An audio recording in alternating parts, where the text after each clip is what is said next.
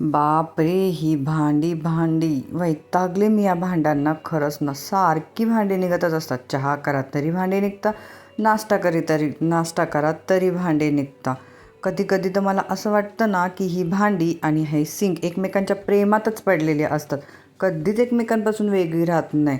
थोड्या वेळाने एकमेकांना भेटतच असतात. काय आणि खरं सांगू ना, त्यात सपोर्ट करतात ती आपली घरातली लोकं. म्हणजे कसं आहे ना, मुलगा असो, सासरे म्हणजे सासू असो किंवा नवरा असो. सपोर्ट म्हणजे कसं माहिती आहे, रॅकवरून भांडी घ्यायची, ती डायरेक्ट सिंकपर्यंत पोचवायची.